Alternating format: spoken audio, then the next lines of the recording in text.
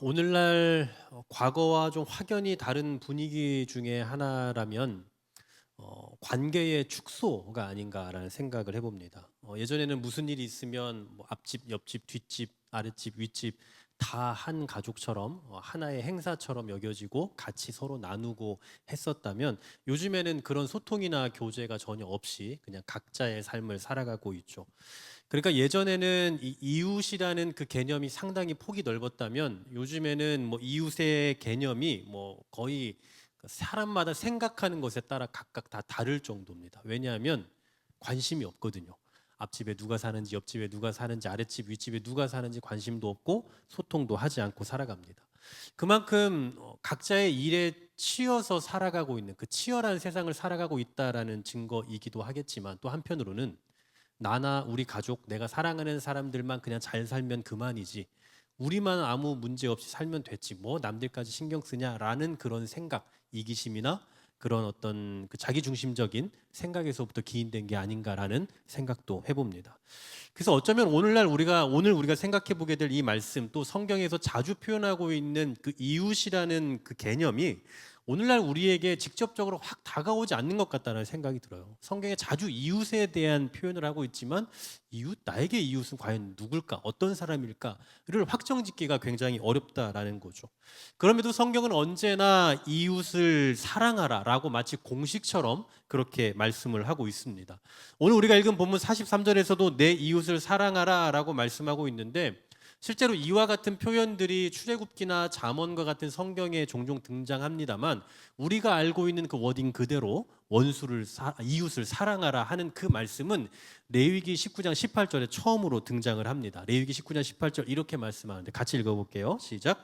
원수를 갚지 말며 동포를 원망하지 말며 내 이웃 사랑하기를 내 자신과 같이 사랑하라. 나는 여호와이니라. 아멘. 우리가 알고 있는 이웃을 사랑하라라는 말씀이 성경에 처음으로 등장하는 게 바로 이 본문의 말씀이에요. 예수님께서도 바로 이 본문을 그대로 끄집어 와서 오늘 재해석을 해주고 계시는 그런 내용입니다. 근데 예수님이 이제 이 말씀을 레위기 19장 18절에서 말씀하는 그 말씀을 이제 신약에 와서 예수님 시대에 어떻게 재해석을 해주시는가 오늘 본문 43절인데 같이 한번 읽어볼게요. 오늘 본문 43절입니다. 시작. 또 내 이웃을 사랑하고 내 원수를 미워하라 하였다는 것을 너희가 들었으나 아멘. 여러분 그 당시 유대인들 사이에서 또는 율법사들이 가르쳐 주고 있는 그 내용 중에 내 이웃을 사랑하라라는 내용과 내 원수를 미워하라라는 그 내용이 있었다라는 거예요. 근데 재밌는 건 뭐냐면 방금 전에 우리가 그 워딩 그대로 있는 레위기 19장 18절 말씀도 생각을 해봤지만 성경에서 단 한 번도 원수를 미워하라라고 한 적이 없어요. 원수를 갚지 말라라고 아까 전에 이야기는 했지만 원수를 미워하라라는 그런 말씀이나 그런 내용은 성경 어디에도 찾아볼 수가 없다고요. 근데 왜 그 당시에 유대인들과 율법사들은 이런 와전된 내용들을 가르치고 있었을까요? 우리가 지금 구약의 율법을 계속 이렇게 해석하는 장면들을 살펴보고 있잖아요. 오늘 7번째 시간인데 구약의 그 율법을 예수님께서 다시 재해석해 주시는 그런 관점에서 이 구약의 율법의 내용을 하나하나 살펴보는 중에 있는데 이 율법은요 어떤 의미를 가지고 있냐면 하나님의 백성들이 하나님을 닮아서 어떻게 이 세상에서 정의와 공의와 의를 실천하며 살아갈 것인가를 가르쳐 주는 내용이에요.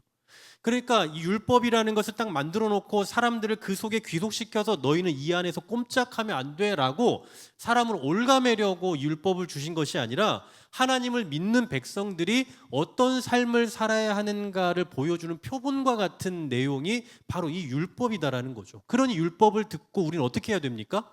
아, 힘들다. 아, 어떻게 이게 살지? 이게 아니라 그래, 내가 오늘도 이러한 삶을 삶 속에서 반영해 나가봐야지, 노력해야지라는 반응으로 나와야 되는 거예요. 근데 후기 유대교에서는 그런 정신에는 관심이 없고 다 온통 어디에 집중을 하냐면 조항에만 집중을 하는 거예요. 뭐 율법 몇 번에서는 이렇게 말한다. 그럼 이걸 지켜야 된다. 하지 말라고 했으니 하면 안 된다. 하라고 했으니 해야 된다. 이런 조항에만 관심을 가져요. 그뿐만 아니라 굉장히 민족 중심적인 사상에 머물러 있다 보니까 우리는 선민이고 우리 바깥은 다 이방 이렇게 철저히 구분을 지어버리는 거예요.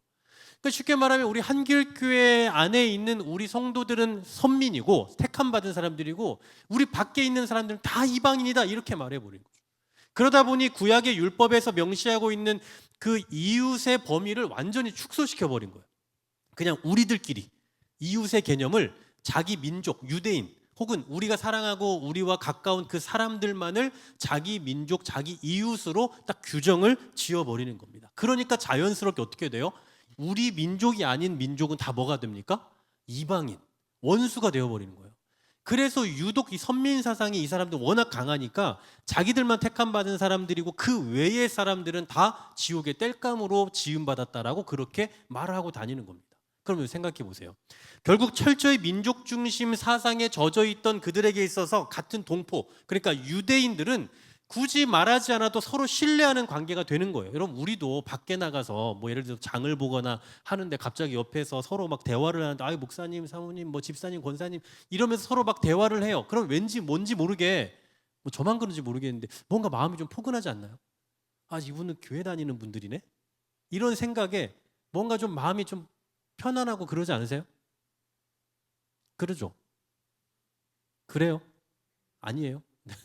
뭐 우리 교인이 아니지만 처음 봤지만 같은 뭐 어쨌든 교회를 다니고 예수 믿는 사람이라는 것을 알면 뭔가 모르게 좀 가족 같은 그 친근함이 생긴단 말이에요. 그냥 가서 말 한마디 걸고 싶고 말 한마디 걸어도 그냥 좋을 것 같고 뭐 그런 것들 있잖아요. 마치 그와 같이 이 유대인들에게도 민족을 사랑하는 것은 절대 어려운 일이 아니에요. 그냥 자기들끼리 서로 편안하게 지내고 서로 사랑하는 것, 같은 민족을 사랑하라, 이건 전혀 어려운 가르침이 아니라는 거죠. 실제로 오늘 예수님께서도 이런 사랑은 누구나 다 한다라는 의미의 말씀을 하시는데 46절 47절 제가 읽어드릴게요. 너희가 너희를 사랑하는 자를 사랑하면 무슨 상이 있으리요? 세리도 이같이 아니하냐. 또 너희가 너희 형제에게만 무난하면 남보다 더하는 것이 무엇이냐. 이방인들도 이같이 하지 않느냐. 그러니 이런 사랑은 누구나 할 수 있고 특별한 조항이 아니다라는 거예요. 그 대신 당시 율법 교사들은 더 적극적으로 그러니까 이런 거 있잖아요. 우리가 하나 되게 하려면, 우리의 소중함을 더 강조하려면 뭘 동시에 가르쳐야 되냐면 우리 바깥의 사람들을 더 멀리 해야 돼요. 그렇잖아요. 그러니까 우리 교회 밖에 나가면 얼마나 끔찍한 일들이 벌어지는지를 우리가 알면 우리 안에 더 모이고 싶어지잖아요. 그러니까 이 유대인들이, 율법사들이 그런 전략을, 뭐 전략이라고 말하면 좀 뭐 할 수 있지만 어쨌든 그런 방법을 썼던 것 같아요. 우리가 더 하나됨을 만들기 위해, 유대인들의 하나됨을 만들기 위해 유대인 바깥 사회 저 사람들은 얼마나 나쁜 인간들인지, 저들은 원수다라고 계속해서 그렇게 가르쳐 오는 거죠. 그러다 보니까 예수님께서, 하나님께서 말씀하신 적이 없는, 율법에서 단 한 번도 명하고 있지 않은 원수를 미워하라라는 것을 추가적으로 가르쳐 왔다라는 거예요. 그래서 예수님은 이 말도 안 되는 그들의 가르침을 이제 다시 재해석을 하고 계시는 거죠. 그게 아니다. 율법에서는 그런 말을 한 적이 없다. 하나님은 그런 걸 가르쳐 보신 적이 없다. 그렇게 우리에게 말씀하신 적이 없다라는 것을 다시 조명하면서 재해석을 하시는 게 오늘 본문 44절의 말씀이에요. 자, 44절 같이 한번 읽어봅니다. 나는 시작. 나는 너희에게 이르노니 너희 원수를 사랑하며 너희를 박해하는 자를 위하여 기도하라. 네. 원수를 뭐 하라고요? 사랑하라고요. 아니 도대체 예수님은 왜 다른 사람도 아니고 우리 편도 아니고 원수를 사랑하라고 말씀하시는 걸까요? 여러분, 보통 우리가 원수라고 하면 지극히 개인적인 관계 차원에서만 이해를 하려고 합니다. 예를 들면 내가 사랑하는 사람에게 혹은 나에게 피해를 입힌 사람, 아니면 내가 소중히 여기는 무언가에 손해를 입힌 사람, 바로 그런 사람, 개인적인 관계 속에서 나에게 어려움을 준 그 사람을 원수로 규정을 하려고 해요. 여러분, 그런 사람을 사랑하라고 하는 거 여러분 가능하십니까? 여러분을 직접적으로 막 때리고 괴롭히고 아니면 여러분의 가족을 뭐 정말 괴롭히고 힘들게 하는 그런 사람을 사랑하는 게 쉬우세요? 이건 거의 불가능이에요.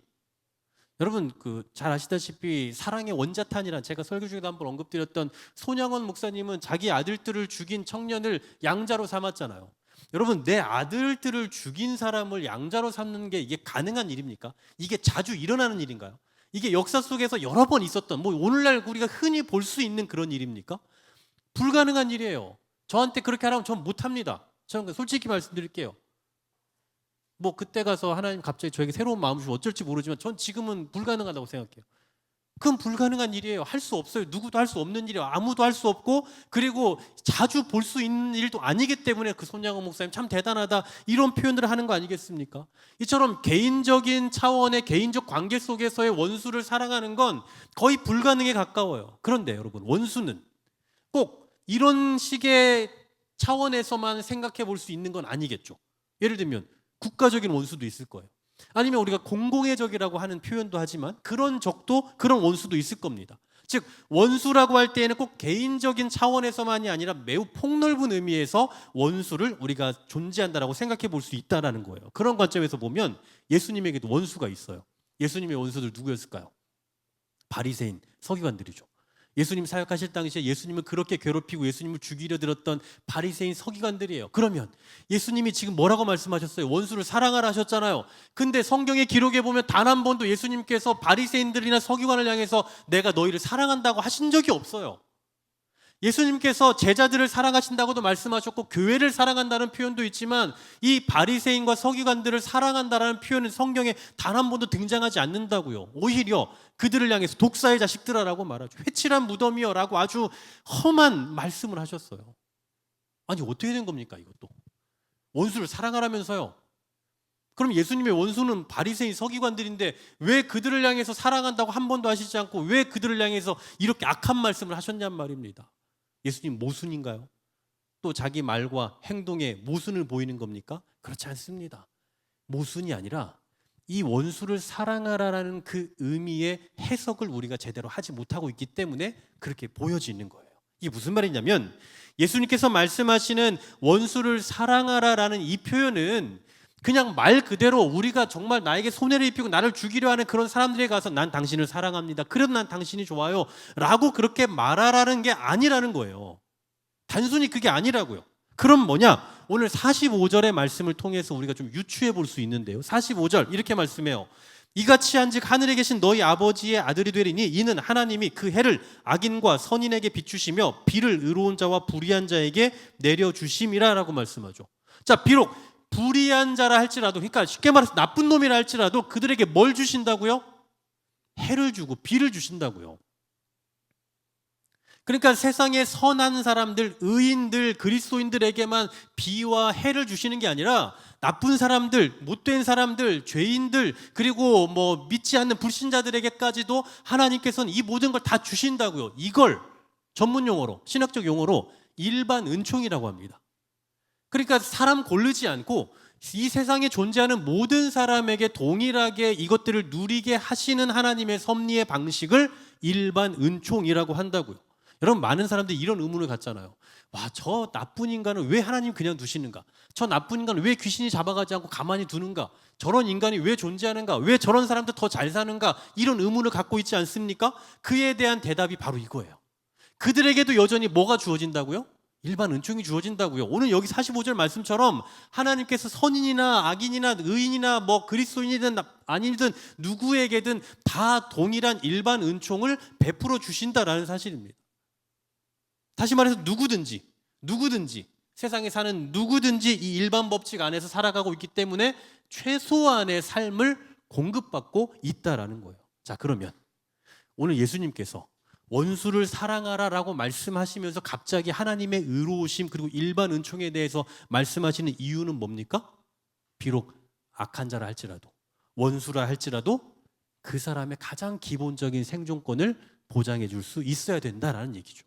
그러니까 적극적으로 원수에게 다가가서 난 당신을 그래도 사랑해요 이렇게 하라는 의미보다는 비록 원수라 할지라도 그 사람이 이 세상을 살 권리가 있고 그 사람이 생명을 유지할 권리가 있으니 최소한 그 사람의 생명을 보장해주고 보존해줄 수 있어야 된다라는 사실이에요. 물론 좀 전에 말씀드렸던 손양호 목사님처럼 그냥 말 그대로 원수까지 품을 수 있다면 정말 고귀하겠죠. 정말 고귀하겠죠. 하지만 오늘 예수님 말씀하신 원수를 사랑해라 하신 말씀이 꼭 그 정도로 해야 된다라는 명령이라면 그럼 저와 여러분은 매일매일 정죄받으며 살아야 돼요. 매일매일.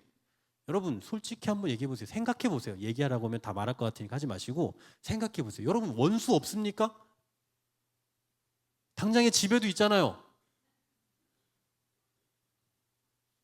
다 다 있단 말이에요. 뭐 가정에서만 있나요? 바깥에 사회에 나가서 직장에 가면 또 얼마나 많습니까? 직장에 가서 뭔가 내 일에 도움이 되고 보탬이 되고 뭔가 동역이 되어야 되는데 자꾸 이상한 짓을 해서 잘못해서 내 어떤 뭐랄까 뭐 커리어에 조금 어떤 훼손이 되는 그런 일들을 하는 주변의 동료들이 얼마나 많아요. 그런 사람들을 막 사랑하고 난 그래도 네가 좋아 사랑해 이렇게 해야 된다는 건데 손양원 목사님처럼 살려면 그 가능하냐고요. 그러지 못하고 살잖아요. 그러니 우리는 정말 만일에 오늘 예수님의 원수를 사랑하는 말씀이 그런 의미가 전부라면 그럼 우리는 오늘도 계속 정죄받으며 사는 거예요. 여러분은 진짜 나쁜 거예요.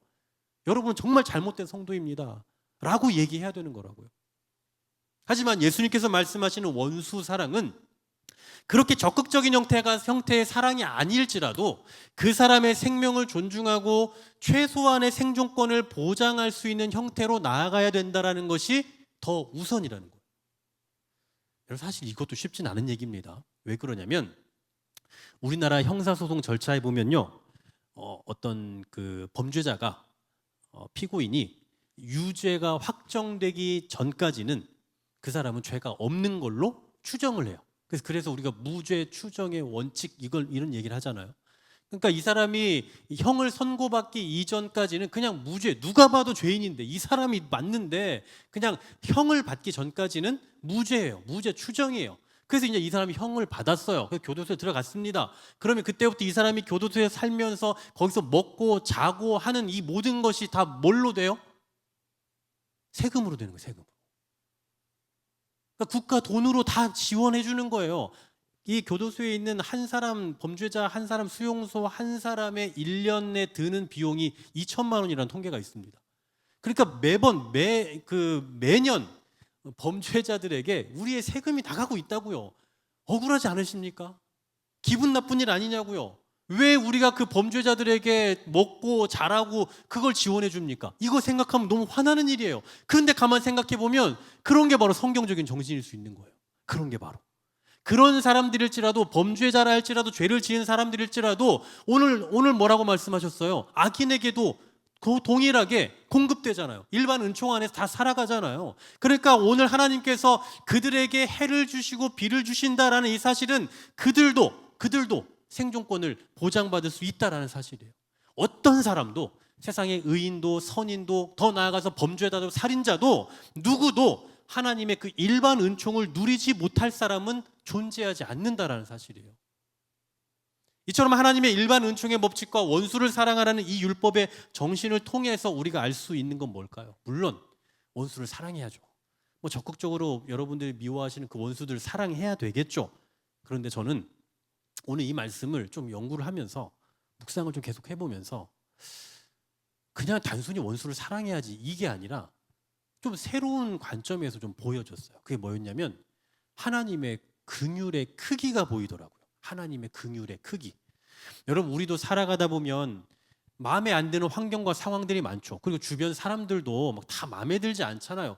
뭐 여러분 이렇게 그냥 우리 교회만 와서 보더라도 아유 저기는 왜 저러지? 아유 뭐 저기 왜 저러지? 오늘 찬양도 참 좋은 것 같은데 왜 악보를 안 띄워주고 가사만 띄워주고 뭐 이런 그냥 뭐 사소한 것들 마음에 안 드는 것들 여러분 많이 갖고 계실 거예요. 각자가 다. 왜냐하면 각자의 기준이 다르거든요. 누군가는 뭐 저는 찬양을 다 아니까 저는 상관없어요. 저는 기준이 그래요. 아는 기준이에요. 근데 모르는 기준에서 또 그게 기분 나쁠 수 있어요. 또 어떤 사람들은 뭐 그냥 이 미적 감각이 없는 사람들은 뭐 좋으나 나쁘나 뭐 신뢰가 어떻든 관심 없을 수 있죠. 근데 미적 기준이 높은 분들은 아 이거 리모델링을 좀 해야 되겠네. 뭐가 안 예쁘네. 이렇게 생각할 수 있죠. 각각의 기준에 따라서 마음에 안 드는 게 있을 수 있고 마음에 드는 게 있을 수 있어요. 그런데 하물며 우리도 그러는데 우리보다 의의 기준이 정말 월등하게 높으신 그 하나님이 보실 때 세상은 어떨까요? 우리가 봐도 세상에 마음에 안 드는 사람들과 마음에 안 드는 환경투성인데 우리보다 월등한 그 의의 기준을 갖고 계신 하나님이 보실 때 세상과 세상 사람들은 어떻겠냐고요. 마음에 드는 게 단 하나라도 있을까요? 과연 하나라도 있겠냐고요. 아마 하나도 없지 않을까요? 그 의의 기준이 어마어마하신 그 하나님이 보실 때 세상의 사람들의 그 행태가 과연 마음에 드는 게 단 하나라도 있겠냐고요. 하나도 없을 것 같아요. 제가 볼 때는. 그런데도 하나님께서 지금 뭐 하고 계신다고요? 그들에게 우리에게 일반 은총을 계속 베풀어 주고 계셔요. 변함없이 우리가 지구의 자전과 공전을 경험하며 그 안에서 해를 보고 비를 누리고 그리고 때에 따라서 에너지와 산소를 공급받으며 계속 살아가고 있잖아요. 얼마나 놀라운 얘기입니까? 제가 하나님이었으면요, 얄짤없어요. 바로 불바다입니다. 불바다. 이 세상 사람들 보면 바로 불바다예요. 이 무슨 하는 짓들을 보면 이게 무슨 짓인가 싶어서 그냥 바로 이때다 싶어서 요즘 같은 여름에 그냥 바싹 태워주는 거예요. 저 같으면 그래요. 저 같으면. 근데 하나님은 그렇지 않잖아요. 여러분, 예수님이 이 땅에 육신 입고 오셨을 때 사람들 보십시오. 그 당시 아까도 말씀드렸던 바리새인 서기관들, 예수님을 향한 저의가 있었잖아요. 하나님은 그걸 모르셨겠습니까? 그런데도 그들에게 계속해서 비를 주셨어요. 그들을 계속해서 살게 하셨어요. 예수님은 또 어떻습니까? 예수님의 사역 그 모든 순간순간 이 인간들이 계속 와서 방해하고, 그 방해하는 이유가 다른 거 없어요. 그냥 예수님이 싫은 거예요. 왜냐하면 자기들 입지가 줄어드니까. 단지 그것 하나뿐이에요. 그 저희를 예수님은 다 아셨지만 그들에게 그냥 죽으셨어요. 당장에 그들을 심판해버릴 수 있는데도, 당장에 그 자리에서 그냥 끝내버릴 수 있는 분인데도 불구하고 그들의 그 어떤 모략과 그들의 어떤 방식에 의해서 예수님은 그냥 죽으셨다고. 이런 걸 보니까 하나님의 그 긍휼이 얼마나 큰지, 그리고 내가 지금 숨쉬며 살아가고 있다는 사실이 얼마나 큰 하나님의 긍휼에 의한 것인지를 말로 다 생각할 수 없겠구나라는 그런 마음이 들더라고요. 여러분, 하나님께서 우리를 그때그때 혼내시지 않고, 우리를 그때그때 심판하시지 않고, 우리를 일반 은총 안에, 그 바운더리 안에 계속 살게 하시는 이유가 뭔지 아십니까? 우리도 그렇지만 저 바깥에 예수를 알지 못하는 사람들도 그냥 일반 은총 안에 계속 두시는 이유가 뭔지 아세요? 회개할 기회를 주시는 거예요. 회개할 기회를. 그것을 누리면서 회개할 수 있는 시간을 주시는 거라고.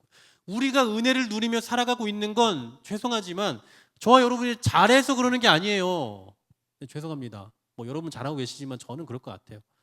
잘하고 있으니까 누리게 하시고 잘하고 있으니까 우리에게 은혜를 주시는 게 아니라, 우리를 불쌍히 여기시는 그 하나님의 긍휼에 의해서 우리를 복 주시고 인도해 가고 계시다라는 사실이죠.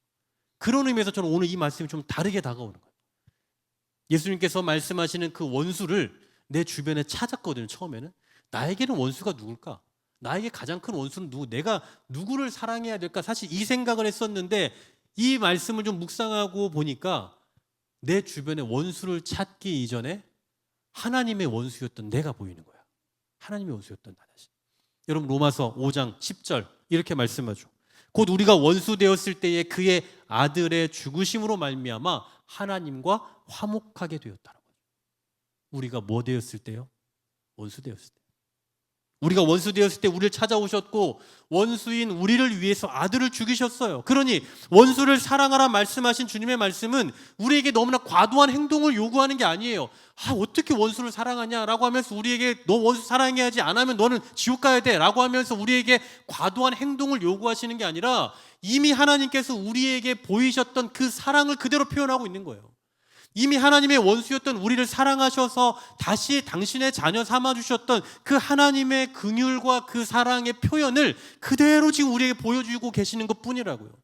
그러므로 오늘 이 말씀을 대하는 우리는 원수까지도 사랑하시고 원수를 위해 자기 아들을 내어주시고 여전히 원수에게 일반 은총을 베푸시는 그 하나님의 사랑의 크기, 하나님의 긍휼의 마음을 먼저 깨달아야 하는 것입니다. 사랑하는 여러분, 원수를 사랑하시는 하나님께서, 그리고 원수를 사랑하라 말씀하신 주님께서 당신의 자녀인 저와 여러분에 대해서 얼마나 큰 사랑과 은혜와 긍휼을 베풀고 계실지 여러분 한번 생각해 보셨습니까? 원수를 사랑하라고 하셨잖아요. 원수도 사랑하신 분이잖아요. 근데 그분이 원수였던 저와 여러분을 이제 자녀라고 말씀하시고 자녀로 삼아주셨으니 우리에 대한 그 사랑과 긍휼의 크기를 한번 생각해 보셨냐고요. 원수를 사랑하라는 말씀을 생각하기에 앞서서 원수였던 나를 사랑하시는 그 주님을 먼저 묵상하는 이 밤이 될 수 있길 소망합니다. 아이고, 어떻게 원수를 사랑하냐? 난 그건 못해. 나는 다른 건 다 해도 난 저 인간만큼은 사랑할 수 없어. 난 이건 절대 못할 것 같아 라고 생각하기에 앞서서 어떻게 하나님의 원수와 같은 나를 사랑하셨을까?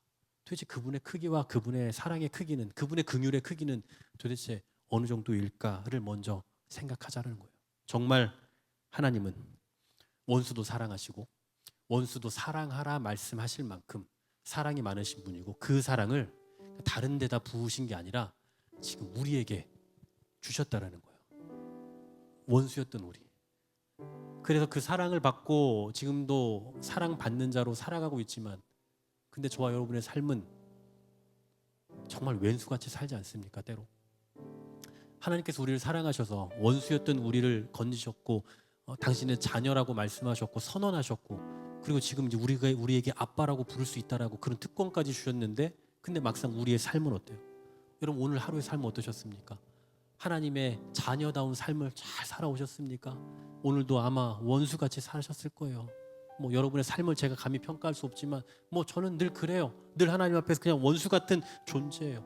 원수 같은 나를 사랑하셔서 구원하셨지만, 그래서 당신의 자녀 삼아 주셨지만 여전히 원수같이 살아가는 게 저와 여러분의 삶이 아니겠냐라는 거예요. 그럼에도 하나님께서 오늘 우리를 이 자리에 불러주신 것은 하나님의 긍휼이 있기 때문에, 하나님의 사랑이 있기 때문에 우리가 이 자리에 있는 게 아닐까라는 확신을 가져봅니다. 우리가 오늘 뭐 당당하게 하나님 앞에 설 만한 자격이 있어, 하나님 제가 오늘도 바쁘고 피곤한데 주님 앞에 나와서 기도하니까 들어주셔야 돼요, 이게 아니라 오늘도 하나님께서 우리를 받아주신 거죠. 원수 같은 삶을 살았던 우리를 오늘도 또 받아주시고, 오늘도 또 기도의 자리로 우리를 부르셔서 기도해라, 구해라, 그럼 내가 주리니 라고 말씀하시면서 오늘도 우리를 따뜻하게 안아주시는 그 원수까지도 사랑하신 그 예수님의, 그 하나님의 마음을 우리에게 보여주고 계시는 거예요. 그러니 그 사랑을 깨달으면 원수를 사랑하는 게 어쩌면 당연한 것일지도 모르겠어요. 근데 여러분, 거기까지 안 가셔도 될 것 같아요. 여러분, 원수 많은데, 여러분 원수 있잖아요. 정말 사랑할 수 없는 원수가 있을 텐데, 그 원수까지 적극적으로 사랑하지 않으셔도 될 것 같아요. 뭐 제가 목사로서 이런 얘기 해도 될지 모르겠지만, 그냥 거기까지는 안 가셔도 될 것 같아요. 가면 더 좋겠지만, 정말 제2의 손양원 목사님 같은 분들이 우리 가운데 계속 나오면 좋겠지만, 그냥 거기까지 못 가더라도 적어도 그 사람을 하나님이 사랑하셔서 지금까지 일반 은총을 베푸시면서 기회를 주고 계시니, 그러니 나도 최소한은 그 사람에 대한 사랑, 그 사람에 대한 기도, 그리고 그 사람에 대한 긍휼의 마음 잊지 말아야겠다라는 그 마음으로 살아가는 거예요. 전 그것만으로도 우리가 원수를 사랑하는 것의 1차적인 성공의 자세가 아닌가라는 생각을 해봅니다. 먼저 우리가 받은 은혜, 먼저 우리가 받은 그 긍휼과 사랑을 기억하는 이 밤이 되시기를 주의 이름으로 간절히 소망합니다.